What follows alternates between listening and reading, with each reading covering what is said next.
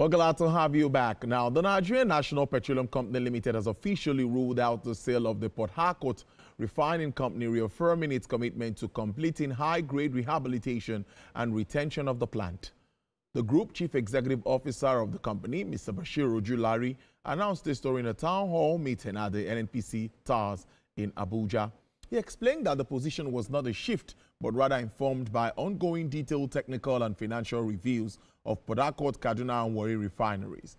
The ongoing review indicates that the earlier decision to operate the Port Harcourt Refinery before full completion of its rehabilitation was ill-informed and sub-commercial. The announcement is coming against the backdrop of a widespread speculation over his remarks at the 2025 OPEC seminar in Vienna, Austria, earlier this month. Now, joining me to do this is an energy analyst and lawyer, Dr. Ayodele Oni, to understand where we stand with regards to the state of these refineries. Thank you so much, Dr. Oni. It's good to see you this afternoon. Good afternoon. Thank you very much for having me. Well, are we to say that before now, the NNPC was not properly informed about the state of that refinery before we got to this point where we're talking about sales, we're talking about rehabilitating again? I remember clearly that there was a $1.5 billion US given to us by the AFDB to rehabilitate, and it was a loan, it wasn't a grant, given to us to revamp this refinery. What do you make of all of this? To be honest, I think that maybe it was political pressure. Maybe at that time, political pressure to show to the government or the politicians that they were working. Maybe they shouldn't have hurried to say that the refinery was working. I don't like to be cynical, but to be honest, I have my concerns about keeping these refineries and not selling them. Because if you spend so much, if you remember the 2023 House of Reps report, it suggested that we spent 11.3 trillion between 2010 and 2023, that recent report, and that we had spent over 4.3 billion euros and over 11.3 trillion naira. So I think that if you don't do your due diligence, if you put politics ahead of policy, this is where you'd find yourself, ahead of good policy. Now that we find ourselves at this point, what do you think is the way out? Because for me, even at the time when they said the refinery was producing, it wasn't at optimal level. It wasn't doing 100%. As a practitioner, what do you make of government still running these refineries? I'm of the view that unless there is a concession and it's run like a private endeavor, refineries suffer because, remember, it thrives on margins. It thrives on efficiency. If you're not efficient, if the margins aren't there, you'll just be a cesspool of corruption once again. You know, there have been those allegations, and I wouldn't make a conclusion because I don't have all the facts, and I don't like to be cynical. But if I had to make a choice, I would still sell. But if they think they can't run it, particularly if they'll be working with private sector or doing a management contract of some concession, maybe. Otherwise, I have concerns, and that's just my personal view. You have concerns. So, because for me, I think that it will be a good one for these refineries to come on stream. At least there should be a level of competition, no monopoly. Even the PIA gives the opportunity for this to happen. So what do you think? What do you think practically? The NNPC is now a private company that should make profit and should be accountable to Nigerians. So if we are to allow the private sector run this, are you sure that we will not get to a point where they will dictate the pace and everything that runs in the downstream of Nigeria's oil and gas industry? Okay, so the thing is market forces of demand and supply. So unless you want to continue to give some form of subsidy, even if the NNPC was to run it, they have to run it optimally, run it commercially for it to make sense. It's not about giving, handing over handouts to Nigerians. It's about running efficiently and ensuring that there's competition. We have a number of other refineries. Some of them are modular. Some of those modular are also buying this catalytic converter and are able to now do PMS or on the verge of doing PMS. At least I'm working on one or two of those transactions, so I know for a fact. However, I'm also of the view that it wouldn't necessarily be cheap. I mean, and if there is competition like what we are seeing downstream now with Dangote reducing prices and marketers reducing prices, that's what market forces allow for. That's what deregulation does. People are going to be competitive and look for cheaper sources, and it will trickle down to the consumer. So I don't have any concerns with the private sector, in my view, as long as we also have the regulator. Anyway, the Midstream and Downstream Petroleum Regulatory Authority is the regulator, and to ensure that there's competition and that consumers are protected. You also have the Federal Competition and Consumer Protection Commission, right? So those are agencies. If they do their work properly, those concerns may be there, but really won't be that founded, in my view. Now, if we are to go through the advanced technical partnerships to complete high-grade rehabilitation of this refinery, that means we'll be spending some more money in putting that refinery back on track. I think there's need for an inquiry. The money spent, what was it spent for? The contracts given out, that 1.5 billion to McDermott, what did they do anything? What was done? What were the terms of the contract? There's need for an inquiry, in my view, before we move forward. I think there's need for a technical, commercial, legal due diligence, and that you review contracts, review the technicals, review the commercials before a decision is taken. It may well be that a final decision has not been taken, but the technical suggests that it may still work, particularly the new Port Harcourt. Remember, there are 4 refineries, really. The old, there's the new, which people at times regard as one, before you talk about Warrior and you talk about Kaduna. So it's not really 3, it's actually 4, but maybe 1 is 2 in 1, right? So I think there's need for a proper inquiries, technical, commercial, and legal due diligence before you take a final decision, in my view. That's what I think needs to be done. What those contracts, what were they for? How much? Did they do what they were supposed to do? Where did they stop? Have they ended? Or the contracts are continuing, the works are continuing, but people have just been very anxious to get it started, despite the fact that they haven't completed the tasks. Those are questions that need answers, right? Otherwise, we can't make a decision or a right decision.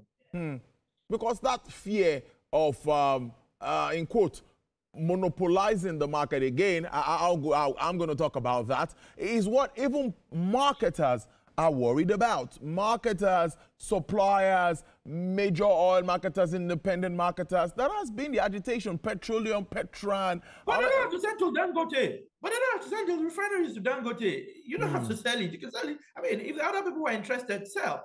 You know, if we have his own refinery, we have 4 other refineries that are huge, and we have 5, 6, 7 other modular refineries, some of which can't do PMS. I mean, how competitive they may be, you can have that conversation. Then you don't have a monopoly. It's when you sell it to maybe one company, one person, that you have monopoly fears. I do not. So see, we're still going to be at the same place if at the end of the day refineries don't work and it's still Dangote. So your fare remains your fare. So I think the more important thing is for the refineries to work. How they work, you can have that conversation. But if you continue to insist that let certain people run that refinery and they never run it and we keep spending money, they don't work, you're wasting money, and you have just a Dangote refinery. So the monopoly you're running away from, you still come back to it. The only way you can avoid it is to have other people also run those refineries well. Whether it's NNPCL, I don't care who it is, but we just need to do the right thing. People should have, they should have their key performance indicators, the timelines and all of that. If they don't meet that those timelines, I believe in hiring and firing. The president says this must work by this period, since he said it can't work, and we must get to this level of quality and performance. If you don't meet it, you are out. Maybe we give you 2-3 months, we give you some grace period. After that grace period, you are out. But it needs to work. And if the president insists and is keen on it working, I'm of the view that it will work. As long as, of course, they're not able to run circles around the president or the presidency. That's my view. Let me take you again to the Petroleum Industry Act, because for me, after years of dilly-dallying, we were able to get that passed. But you see, you know that in recent times there have been calls to review some aspect of that act. And if we are talking about that now, what now is the position of implementation? Okay, so for me, I'm not in a hurry to quickly modify laws. No law is ever perfect. In a bid to rush to modify laws, you get into more trouble. See the controversy around the Electricity Act and the proposed amendments. States are not happy.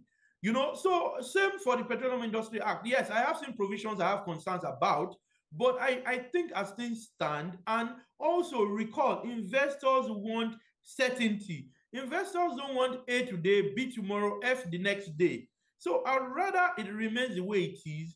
Think through those proposed amendments, look at the practicality, how they will impact the market ultimately and what we seek to do before making any amendments. The presidential orders have been excellent, right? The executive orders around fiscal incentives and all of those have been excellent. I'd rather go that way than start a process of modifying the PIA yet again. I'll let it run its course for 5-10 years maybe, and even be looking at issues around clean energy more than even modifying and all of that at the moment. That's just my own personal view, right?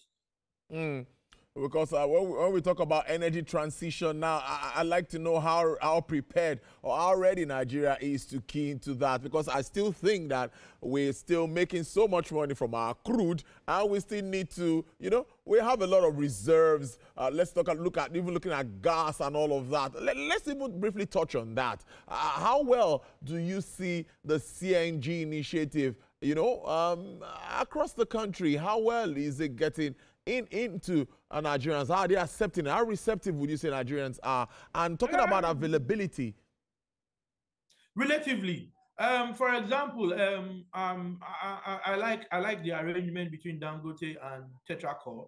Okay. Interestingly, the MD Kunle is my personal friend, and I like the excellent arrangement they have. And I see from a public transportation standpoint, the acceptance is huge. Now, private citizenry, you can have that conversation. A lot of concerns around whether you have adequate number of end stations to fuel those vehicles. The infrastructure is still a challenge. So government needs to do a lot of work. I like the presidential initiative, but government still needs to do a lot of work around ensuring that infrastructure is in place. Because without infrastructure, similar for charging infrastructure for EVs, you wouldn't achieve as much success as you do want. But from a public transportation standpoint, I think there's a lot of progress, and a number of people have carried out tests. Even in my own business where I've got interest, we've carried out tests, and we found out that you save up to 30% even from LPG, and CNG is even much better than using LPG. So I think that the reception isn't bad from a public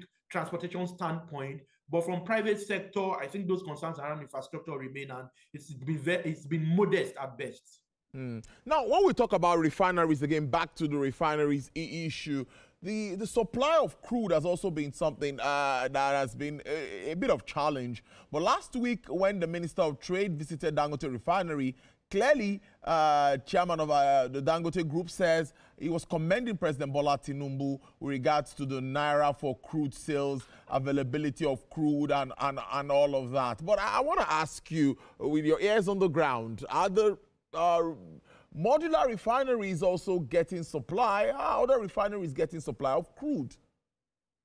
Okay, the interesting thing, particularly for the modular refineries, I provide support to. They also have oil and gas assets. They have their own oil and gas field where they can integrate. They have an integrated arrangement where they can just get crude from their own oil fields and just refine, and they don't have to go and meet third parties. I think overall, from a crude availability standpoint, it's been fair for everyone, even the modular guys. It's not been great. It's been fair for the modular guys, but for those, particularly those I do provide support to, they have oil and gas assets and do not really require third-party intervention or require any crude from third party. So that's my own personal experience. But with regards to supply, are we doing pretty well with regards to improving our supply across the board, even meeting OPEC's quota? Okay, fairly well. Every now and then we go slightly below and then get up again. Particularly in this administration, it's not been bad, but of course more needs to be done. I'm sure you're aware. Seplat reported a 7% increase. I think Renaissance said they were doing 200,000 barrels more per day. So things are looking up from that point of view. And I did see a report by Mr. Tony Lumelu of HES that losses are just 2% for him now. From maybe 80%. Yeah. to 2%. So that already speaks volumes, right? Yeah. Yeah. You know, you make of it what you would, you know, but that already speaks volumes. And you can use that for your random sampling. Indeed, that's a very good one. You know, when someone like Chairman of Harris Holding is talking about 2% loss when they used to have about 90-something% loss before now, I think that's a good one for the oil and gas industry. Dr. Adeloni, I must thank you as always for your contributions to the show. Thank you so much for helping us understand this topic of discourse this afternoon. Energy analyst and lawyer, Dr. Adeloni, enjoy the rest of your day. Thank you very much for having me.